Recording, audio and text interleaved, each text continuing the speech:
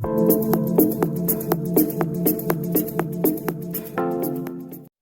teman-teman semua, perkenalkan nama saya Carolina Kasla Yudianto dari Administrasi Bisnis 2A, NIM 193101072. Di sini saya akan membuat video tentang hasil karya tulis yang telah saya buat, yang berjudul Dampak Pembelajaran Online Karena Virus Corona. Virus Corona menjadi perhatian dunia setelah menyebar hampir di berbagai belahan dunia termasuk di Indonesia.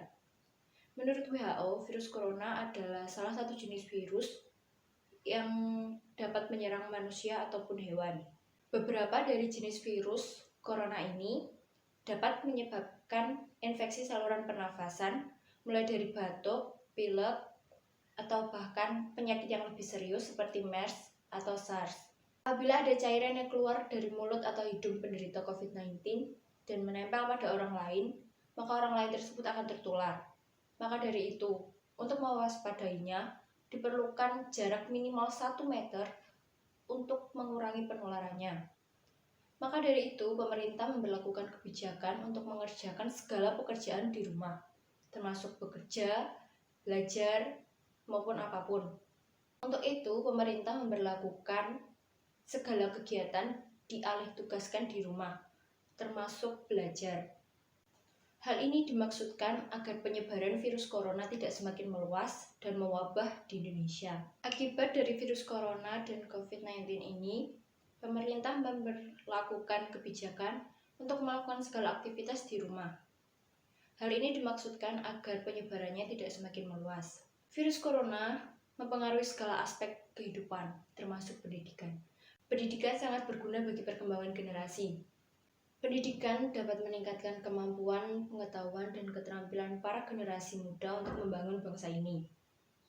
Dalam pelaksanaan pendidikan di masa-masa sekarang ini, yaitu di tengah pandemi virus corona, pendidikan dilaksanakan di rumah dengan sistem menggunakan aplikasi untuk melakukan tatap muka maupun untuk mengirim tugas. Menurut UNESCO, sudah ada 39 negara yang melakukan penutupan sekolah. Dalam situs UNESCO, menyebutkan bahwa hampir 577 juta pelajar terkena dampak dari pandemi virus corona ini. Menteri Pendidikan Nadiem Makarim pernah mengatakan pada wawancara Kompas TV bahwa pembelajaran yang dilakukan tatap muka apabila dikombinasikan dengan pembelajaran daring akan lebih efektif. Namun berbeda dengan yang dirasakan para pelajar merasakan bahwa mereka benar-benar ingin pembelajaran online ini segera berakhir karena mereka mungkin sering mengaku bahwa pembelajaran tatap muka akan lebih efektif, lebih mudah dipahami materinya, dan tugasnya juga lebih mudah. Dalam pengumpulan tugas pun juga lebih mudah, tinggal memberikan kepada gurunya. Akibat dari pandemi virus ini, pemerintah membuat beberapa kebijakan terkait dengan pendidikan. Yang pertama, penghapusan online. Karena pembelajaran sudah dilakukan secara online, hal tersebut dilakukan agar mengurangi dampak penyebaran virus corona. Apabila tetap dilakukan UN, maka tidak memungkinkan menyuruh siswanya untuk datang ke sekolah melakukan UN. Karena pada dasarnya pembelajaran online sudah dilakukan di rumah karena untuk mengurangi dampak penyebaran virus corona ini. Kebijakan yang kedua yaitu pendaftaran dan pelaksanaan UTBK, yaitu ujian tulis berbasis komputer, diundur karena di tengah ancaman ini, seperti saya sebutkan tadi, tidak memungkinkan banyak orang untuk berkumpul. Jadi pelaksanaan UTBK diundur menunggu situasi yang memungkinkan dan kondisional. Yang ketiga yaitu pengumuman SNMPTN diundur. SNMPTN yaitu Seleksi Nasional Masuk Perguruan Tinggi Negeri. Pengumuman hasilnya diundur, yang semula 4 April menjadi 8 April. Hal ini dikarenakan karena virus ini juga pengisian nomor KIP kuliah yang belum sepenuhnya terisi. Berikutnya kita akan membahas mengenai dampak positif dan negatif dari diberlakukannya pembelajaran online. Menurut Heru Purnomo pada tahun 2020, mengalih tugaskan segala kegiatan di rumah itu merupakan tindakan tepat. Namun dalam keefektifan pembelajaran, beliau merasa bahwa sekolah dan guru masih ada banyak hal yang perlu dipersiapkan agar pembelajaran di rumah, pembelajaran online, sama efektifnya dengan pembelajaran yang dilakukan tatap muka. Tantangan lebih besar akan muncul ketika diperhadapkan dengan melakukan pembelajaran online di daerah-daerah tertinggal yang kurang infrastruktur yang memadai. Para pelajar yang berada di desa-desa maupun daerah terpencil tentu akan merasa kesulitan untuk mengakses pembelajaran online ini karena daerah mereka tertinggal teknologi dan internet.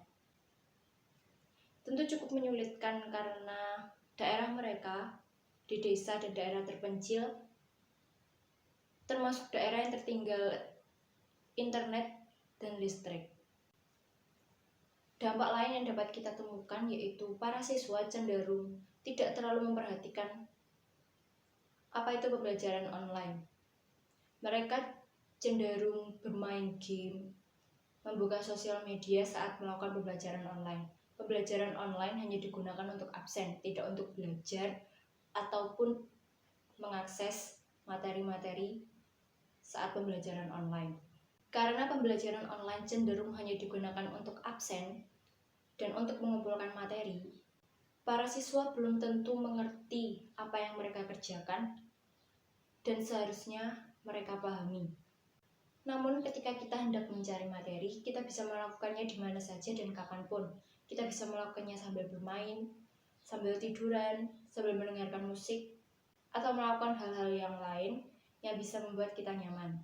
Kita bisa belajar di ruangan terbuka maupun tertutup. Itu memberikan akses bagi kita untuk bisa memahami materi sesuai yang kita inginkan. Kita bisa beristirahat jika lelah.